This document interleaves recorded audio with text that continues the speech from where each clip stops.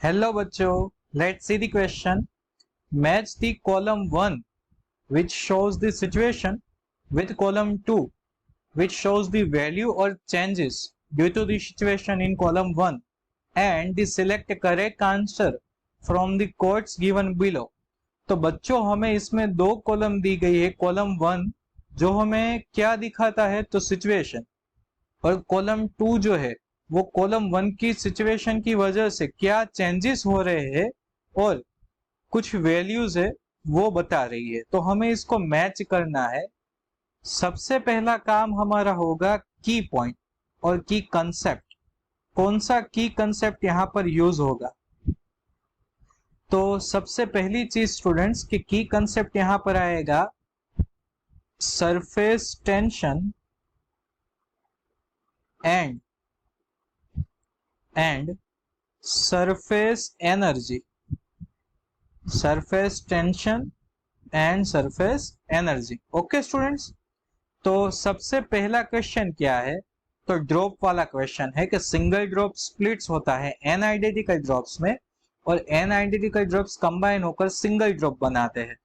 दोनों कंडीशन में क्या होता है? तो देखो स्टूडेंट्स, अगर हमारे पास कोई सिंगल ड्रॉप है, सिंगल ड्रॉप, और वो स्प्लिट होता है एन आइडेंटिकल ड्रॉप्स में, clear, splits into n drops, तो उसमें क्या होगा स्टूडेंट्स?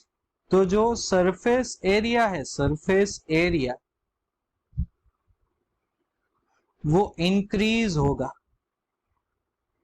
इंक्रीजेस.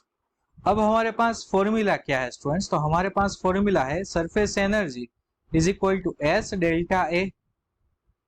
एनर्जी का आंसर पॉजिटिव आएगा बिकॉज एरिया इंक्रीज हो रहा है. सो इस केस में आंसर पॉजिटिव आएगा. Then we can say that energy absorb, energy क्या होगी? एब्जॉर्ब होगी. तभी तो एरिया इंक्रीज होगा, रेडियस इंक्रीज होगी. अब जो दूसरा कंसेप्ट है स्टूडेंट्स के जो हमारे पास एन ड्रॉप्स है, एन आइडेंटिकल ड्रॉप्स, वो कंबाइन होते हैं और क्या बनाते हैं? Larger drop. तो उसमें क्या होगा स्टूडेंट्स? सरफेस एरिया डिक्रीज होगा. अगर सरफेस एरिया डिक्रीज होता है तो U is equal to S delta A. Delta A negative आएगा. नेगेटिव का मतलब एनर्जी क्या हो रही है? तो एनर्जी रिलीज होगी स्टूडेंट्स. एनर्जी क्या होगी? रिलीज. Clear students?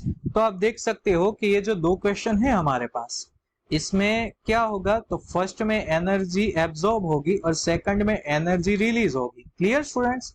अब थर्ड क्वेश्चन क्या है? Surface tension of liquid drop. Okay, इसके ऊपर इफेक्ट टेम्परेचर का कैसा होता है? तो देखते हैं हमारे पास क्या फॉर्मूला है स्टूडेंट्स. तो हमारे पास फॉर्मूला है surface tension is equal to F divide by L. So इसका मतलब है surface tension is inversely proportional to length. अब आपको पता होना चाहिए कि जब टेम्परेचर इंक्रीज करोगे तो लेंथ भी इंक्रीज होगी. तो सरफेस टेंशन क्या होगा? डिक्रीज होगा due to inversely proportional. So temperature is increased, then surface tension is decreased.